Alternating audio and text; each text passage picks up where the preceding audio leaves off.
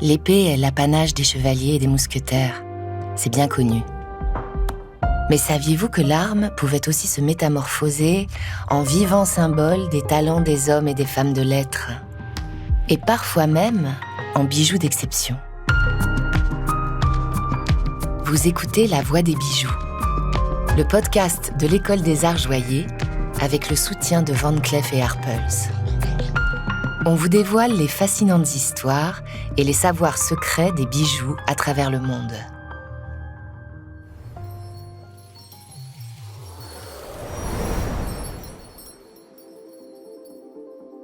Après plusieurs mois de visites et de tractations, Jean Cocteau est élu le 3 mars 1955 dans le Temple de la langue française, au fauteuil numéro 31 de l'Académie. Prince des poètes, dramaturge, cinéaste, dessinateur, peintre, céramiste, Cocteau a touché à tout, avec un égal esprit d'indépendance et d'avant-garde. Sa nomination sous la coupole paraît comme un ultime coup d'éclat. À ceux qui ne comprennent pas cette élection, Cocteau répond « Je suis anticonformiste, au point d'être contre le conformisme anti-académique. » Ce qui implique malgré tout de se conformer à certaines règles. La réception officielle sous la coupole doit avoir lieu 6 mois plus tard, et Jean Cocteau, comme tout académicien, se devra alors, en plus de l'habit vert et du bicorne, de porter une épée d'académicien. La tradition pourrait paraître étrange. Elle date de l'Empire. Et Jean Cocteau, tout iconoclaste soit-il, ne compte pas s'y soustraire. Car cette épée n'est pas une épée comme les autres. Loin d'être une arme de duelliste, elle apparaît comme le couronnement d'une vie d'art, de lettres et d'amitié, créée spécialement pour l'occasion. En général, ce sont même les amis de l'écrivain qui la lui offrent. Alors, une épée d'académicien, c'est la décoration honorifique par excellence. C'est une véritable œuvre d'art qui atteste de l'entrée de l'académicien sous la coupole, au même titre que son costume vert. Charline Coupeau, docteur en histoire de l'art, gémologue, spécialiste du bijou ancien et chercheuse à l'École des Arts Joailliers. Cette épée, elle peut être de différents types.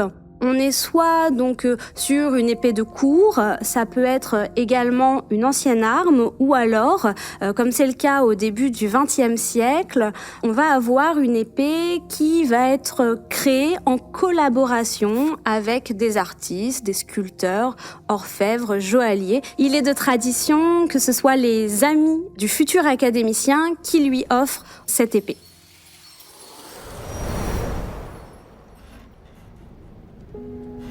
Picasso et Cocteau, ces deux enfants terribles des avant-gardes parisiennes, se connaissent depuis près de 40 ans. Une amitié qui connaît certes des hauts et des bas, mais les deux hommes s'admirent et se respectent. En apprenant lors d'un repas l'élection de Cocteau à l'Académie, le peintre catalan propose spontanément de réaliser les dessins de l'épée. On imagine un mélange de branches, de lauriers et d'oliviers, de plumes d'oie et de coq pour orner la garde et la coquille. Quelque chose d'assez simple dont Picasso a le secret. L'idée ravit Cocteau, pour ne pas dire qu'elle l'enthousiasme.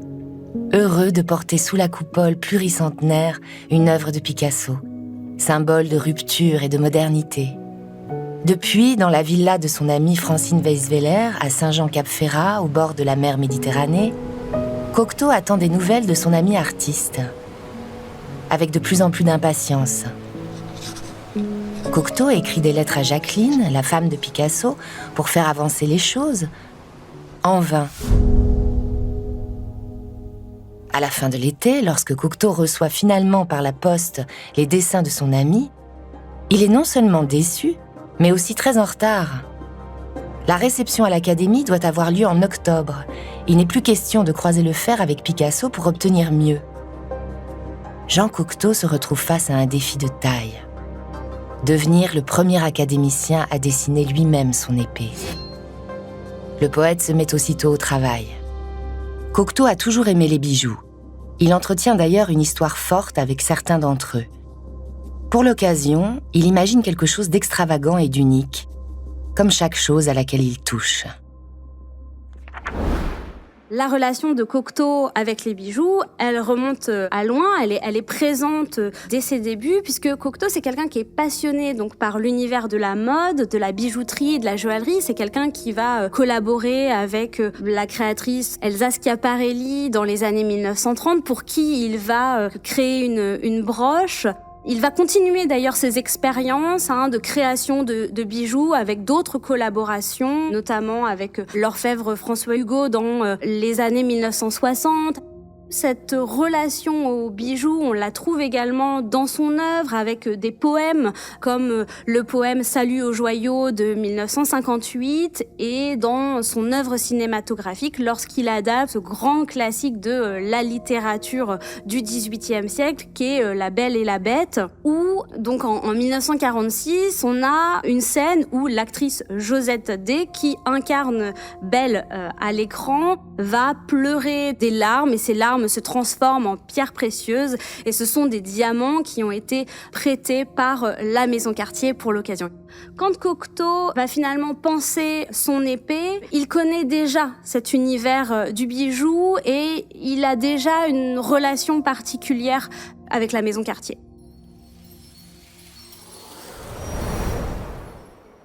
À l'impossible, je suis tenu, prévenait l'Orphée de Jean Cocteau, une de ses premières grandes pièces de théâtre. Or, argent, émeraude, rubis, ivoire, onyx, émail bleu, lame acier. Entre les mains du poète, le projet d'épée d'académicien se transforme en véritable pièce d'orfèvrerie et en vivant symbole de son existence. Très vite, dans ses esquisses, apparaît d'ailleurs le profil d'Orphée, héros de la mythologie grecque, poète et musicien. Il accompagne Cocteau depuis 1925 au moins, date de la création de sa pièce de théâtre Orphée. C'est son double, sur scène, dans ses poèmes, ses films et ses dessins. Sur l'épée, le profil d'Orphée épouse la forme d'une garde qui protège la main de l'écrivain. Son œil est bleu clair et sur sa tête, le pommeau de l'arme a la forme d'une lyre, symbole du poète et du demi-dieu qui descend aux enfers à la recherche de son amour. Une étoile ponctuée de rubis rappelle la signature du poète. Une fois encore, cette épée est une histoire d'amitié. Coco Chanel, qui avait signé les costumes de scène de l'Orphée, lui offre une émeraude. Une armurerie de Tolède lui fait don d'une lame en acier. Lui qui a toujours tant aimé les taureaux, la corrida et le flamenco. Francine Weisweiler, son amie et mécène, comme à chaque fois, l'encourage et lui offre d'autres pierres précieuses. La maison Cartier a déjà réalisé des épées d'académiciens des lettres dans les années 1930, notamment avec l'épée de François Mauriac ou d'André Mauroy. Suivront bien évidemment l'épée d'académicien de Cocteau en 1955 et puis en 1964, donc celle de l'écrivain Joseph Kessel, à qui on doit le célèbre ouvrage La Vallée des Rubis, qui sort d'ailleurs au même moment où Cocteau a son épée d'académicien. Pour ce qui est de l'épée de Cocteau, Cartier a finalement une longue expérience derrière elle et le tour de force consiste surtout à respecter l'œuvre de l'artiste et à synthétiser sur l'épée, j'ai envie de dire, toutes ses facettes, puisque Cocteau c'est un artiste touche à tout. Donc on a sur cette épée l'illustration des amitiés de Cocteau, mais aussi les domaines artistiques dans lesquels il s'est illustré. On a la fusée de l'épée qui est ornée d'une draperie en or qui figure un rideau de théâtre, et puis des références aussi à son œuvre littéraire, et notamment la pointe du fourreau où se dessine une main en argent qui tient une boule en ivoire, qui est un rappel en fait de la pierre enrobée de neige qu'on va retrouver dans son roman Les Enfants terribles en 1929.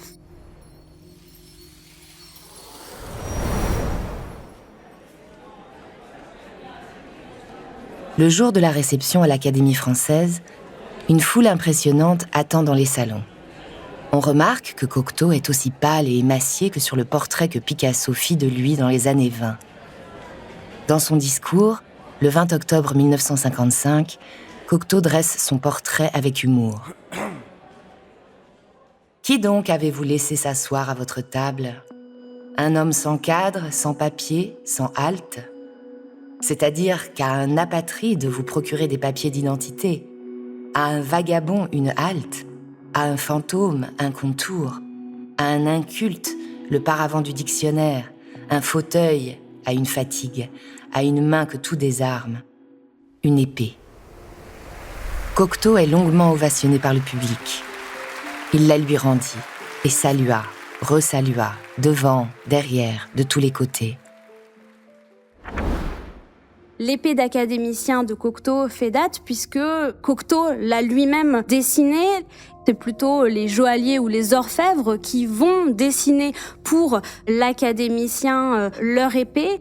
Et Cocteau finalement lance une sorte de tendance puisque on a plus récemment, plus proche de nous, des académiciens comme l'écrivain Andrzej Machin qui en 2016 va faire appel à la maison Chopard et qui a lui-même donc dessiné son épée. Donc on a des académiciens qui dessinent leur épée et qui décident aussi de choisir celui ou celle, la maison de joaillerie ou la maison d'orfèvrerie qui aura l'honneur de magnifier donc à travers différents matériaux leur œuvre littéraire.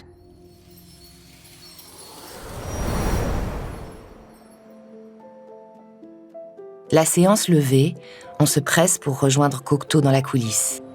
Il est aux anges avec 2 reines, Élisabeth de Belgique, Marie-Josée d'Italie et le tout Paris venu lui rendre hommage. Dans la cour de l'Institut, animée comme après une distribution de prix, c'est la ruée des photographes. À ses amis, Cocteau présente l'épée, étincelante comme sa plume. Elle apparaît comme une véritable sculpture d'orfèvrerie. Elle en inspirera bien d'autres. Il a réussi son pari.